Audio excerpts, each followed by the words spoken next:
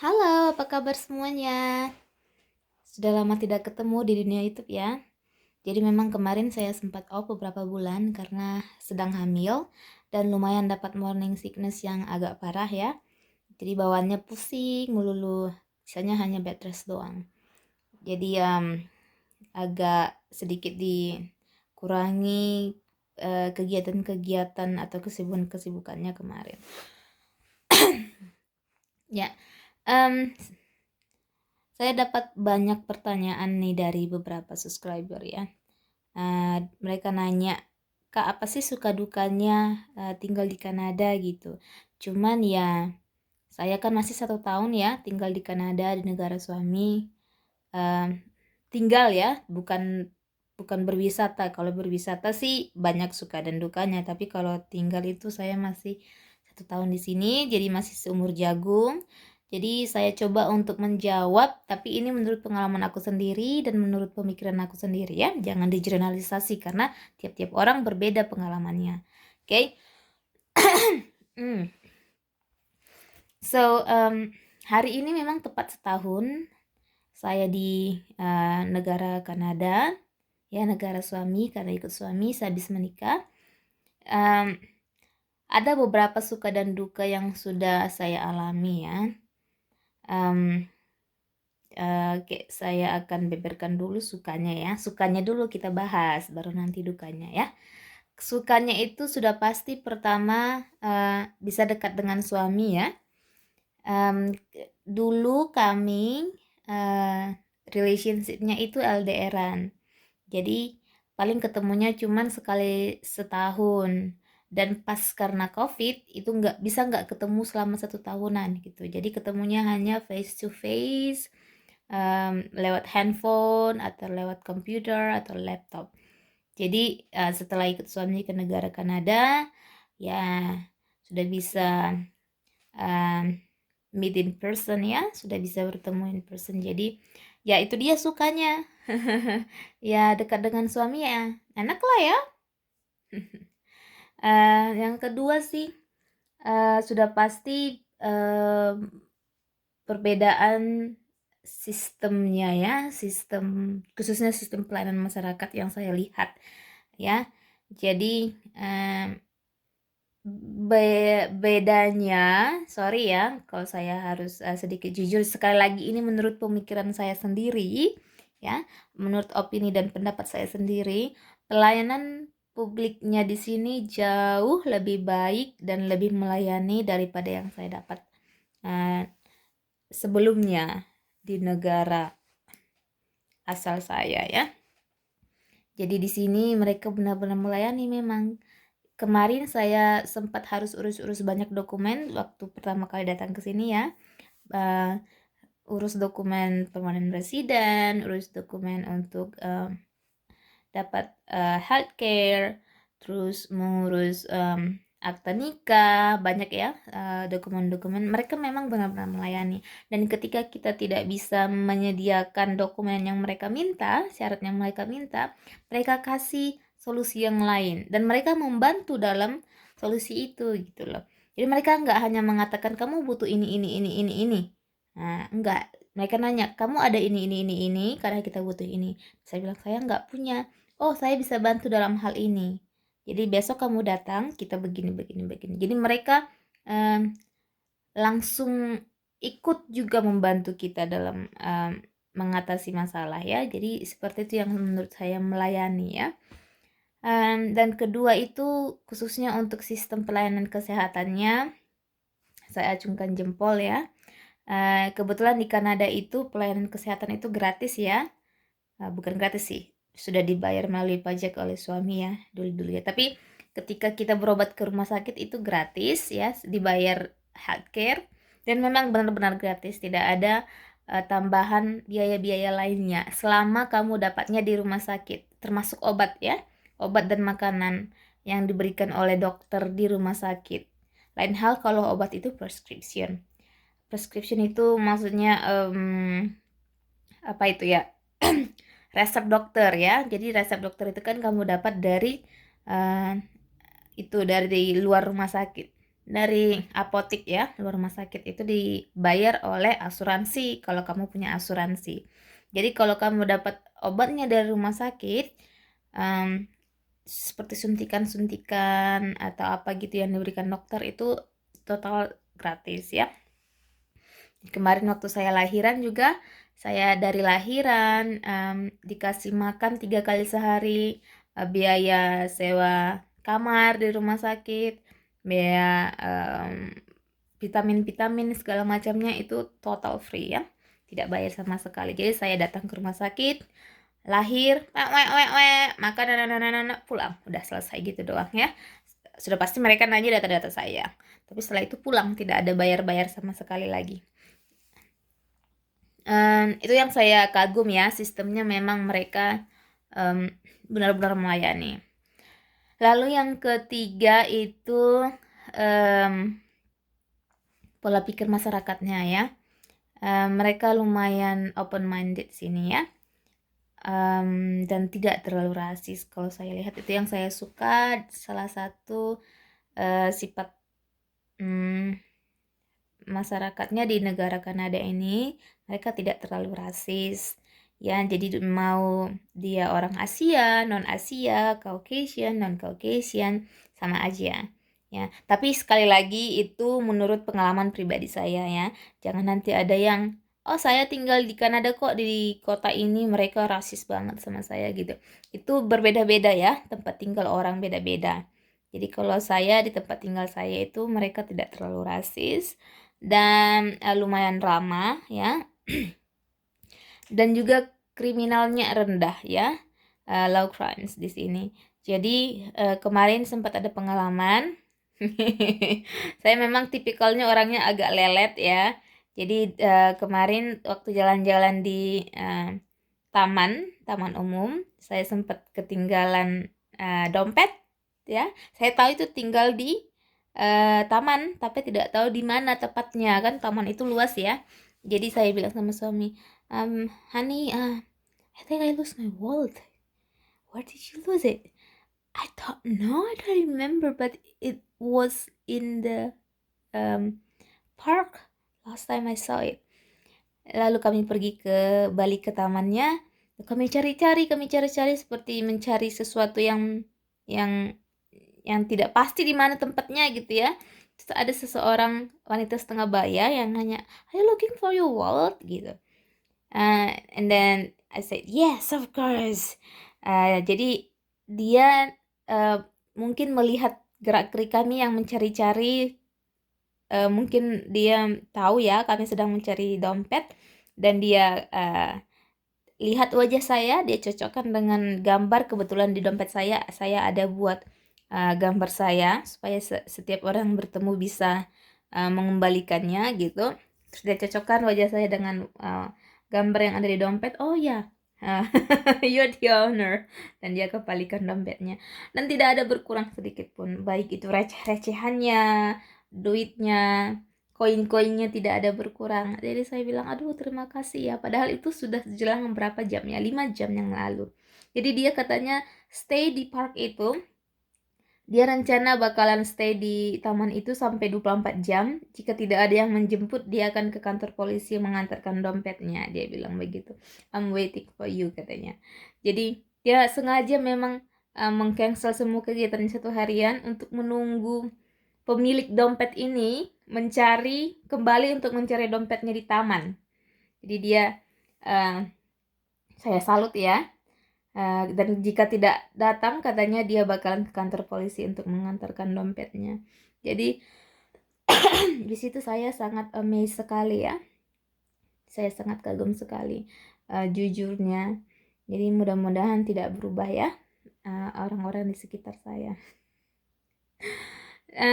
Ya itu yang ketiga. Dan yang keempat itu sarana prasarananya ya, kita tidak bisa pungkiri ya, tidak bisa dipungkiri kalau di negara maju itu sarananya lumayan sudah lebih maju lah ya dari kita ya, khususnya buat saya ibu rumah tangga yang baru.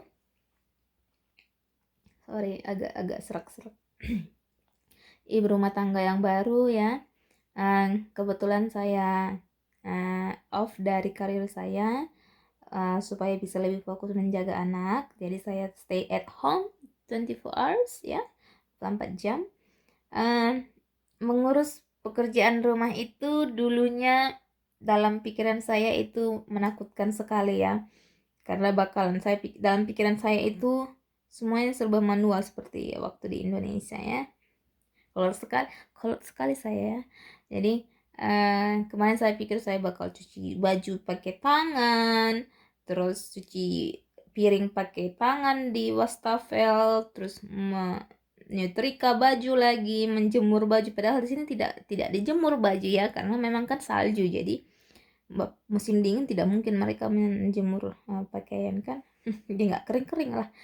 Terus waktu itu apalagi menyapu rumah gitu kan, saya membayangkannya bibi yang di rumah. Jadi waktu di Indonesia saya ada bibi ya, membantu ART saya, asisten rumah tangga di Indonesia. Jadi saya pikirkan saya bakalan jadi seperti bibi dong nanti kalau jadi ibu rumah tangga di Kanada gitu. Ternyata tidak. Beda ya. Jadi kalau di sini sih cuci piringnya sudah tidak manual di wastafel lagi, sudah pakai mesin cuci piring. Jadi kamu hanya tinggal masukin piringnya jadi kamu susun piring kotor-kotor itu, plak, pencet tombolnya, tunggu selama 45 menit, selesai, sudah bersih piringnya gitu. Cuci baju juga ya, laundry. Mungkin di Indonesia pun sudah banyak ya, sudah sering lah, sudah umum lah laundry. Dan pengeringnya juga. Jadi di sini pengering pakaiannya benar-benar pengering ya. Jadi nggak setengah-setengah basah lagi, memang benar-benar kering. Karena mereka mengeringkan pakaian di mesin, tidak boleh di luar dijemur ya. Yang nggak kering-kering nanti karena musim dingin salju kan.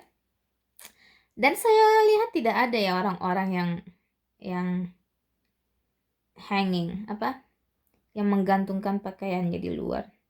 Walaupun itu di musim panas ya. Mereka tidak menjemur pakaian, tidak ada jemuran nih. Tidak ada jemuran di sini. Ya nanti saya keliling-keliling, saya tunjukkan tidak pernah ada orang menjemur pakaian di luar sini. Jadi mereka semua laundry pakai mesin, walaupun musim panas, musim dingin, musim semi ya. Jadi ya itu juga. And then masaknya juga ya di sini. Bagi sebagian orang mereka masih masak, sebagian lain mereka lebih banyak beli di luar gitu. Jadi menurut saya sih sarana prasarana di sini untuk pribadi ya lumayan membantu untuk pekerjaan ibu rumah tangga. Jadi tidak seperti dalam pemikiran saya yang dulu ibu rumah tangga seperti bibi yang membantu di rumah ya. Jadi tidak terlalu berat lah sebagai wife that stay at home 24 hours here. Jadi ketika kita masukkan piring di mesin cuci itu 45 menit kita bisa melakukan aktivitas yang lain seperti menjaga baby ya, atau minum kopi, atau nonton TV sedikitnya setidaknya ya, atau main Facebook, boleh lah. Jadi ya itu dia sarana prasarananya lumayan membantu dan lumayan maju ya. Lalu apa lagi ya kelebihan yang bisa saya sampaikan? Ya sepertinya itu ya. Sudah terangkum semuanya. Sekarang kita masuk ke kekurangannya atau dukanya tinggal di Kanada ya, jauh dari Indonesia. Yang pertama sudah pastinya yang paling terasa banget itu jauh dari keluarga dan teman-teman ya. Jadi dulu saya tipikal wanita yang tidak bisa diam di rumah 24 jam ya. Jadi kebetulan saya pekerjaannya dulu seorang dosen di beberapa perguruan tinggi, kalau istilahnya itu dosen terbang ya. Jadi kesana kemari, kesana Senin kesana, Selasa kemari, Rabu kesana, Kamis kemari gitu ya. Jadi tidak tidak pernah tinggal di rumah lebih dari 10 jam lah ya. Sekarang 24 jam sudah di rumah. Jadi setiap hari itu bertemu dengan orang, bercengkrama dengan teman gitu kan. Dan setiap hari bertemu dengan mama, dengan papa, dengan adik-adik. Sekarang sudah terbatas ya. Tidak hanya distance-nya terbatas, time-nya juga terbatas ya. Waktunya kan berbeda ya, di sini pagi, di sana malam, di sana malam, di sini pagi. Jadi ketika saya tidur, keluarga di rumah bangun. Ketika keluarga di rumah di Indonesia bangun, saya sudah tidur gitu. Jadi susah dapat waktu untuk komunikasi. Paling-paling di waktu weekend lah kita bisa komunikasian. Saya yang lembur atau keluarga yang di rumah yang lembur begitu ya, supaya bisa bicara. Lalu itu dia yang pertama. Yang kedua itu produk-produk alamnya ya. Produk-produk alam di sini kalau menurut saya sih tidak terlalu suka ya. Tidak terlalu segar menurut saya, karena memang kebanyakan produk alamnya itu khususnya buah-buahan dan ikan-ikan itu diimpor. Jadi mereka sudah melalui beberapa proses ya, pembersihan, dan yang busuk-busuk dibuang, yang bentuk-bentuknya aneh-aneh pun dibuang. Makanya di sini buah itu semuanya sama warnanya, sama bentuknya, sama besarnya gitu ya. Seperti buah-buah supermarket lah. Jadi menurutku itu sudah tidak segar lagi, dan memang rasanya pun tidak segar ya. Kalau saya bandingkan jeruk, misalnya jeruk di sini dengan jeruk yang di Indonesia, di mana aku bisa petik langsung dari buahnya, petik langsung dari pohonnya. Aduh, beda sekali ya. Jadi di situ saya merasa sedih. Di situ saya merasa rindu sekali makan buah-buahan di Indonesia. Dan tidak semua buah-buahan bisa dapat di sini ya. Seperti salak, agak jarang. Kalau khusus di tempat saya, kita tidak pernah bisa dapat salak ya. Pepaya terkadang ya, karena kita juga rebut-rebutan dengan warga Asia lainnya yang dari Filipina, dari Thailand, dari Cina kan. Mereka juga suka berebut buah-buahan tropik di di sini. Jadi ya agak susah ya. Dan berikutnya itu untuk makanan yang non alam seperti kue-kuean, jajan-jajanan gitu ya, mie instan gitu. Pengalaman kemarin waktu saya lagi ngidam, saya ngidamnya itu lapis legit ya, susah sekali dapatnya. Sampai saya harus order dari provinsi lain di Kanada. Itu pun harus pre-order 3 hari baru bisa selesai. 3 hari, lalu proses pengirimannya 3 hari lagi, jadi 6 hari, 1 minggu baru bisa dapatnya ya. Ngidamnya udah selesai dong gitu ya. Susah. Itu pun kalau kamu bisa dapat harganya selangit ya. Seperti kemarin lapis legit itu, kalau saya tidak salah di Indonesia saya masih bisa dapat harga 100 ribuan ya. Tapi kalau di sini harganya sudah jutaan ya, 1 juta atau 1.500.000 satu porsinya ya, bayangkan. Jadi ya, kemarin tidak masalah kalau soal harga, yang penting bisa dapat. Itu pun kalau kamu bisa dapat. Indomie ya. Indomie itu di sini cuma ada satu rasa, yaitu rasa mie goreng udah. Kalau kamu pingin rasa soto ayam, rasa rica-rica, rasa apa segala macam itu nasib-nasiban ya, beruntung-beruntungan. Kalau kamu dapat syukur, kalau enggak mungkin kamu nggak bisa dapat sampai 1 tahunan gitu ya. Jadi itu dia dukanya.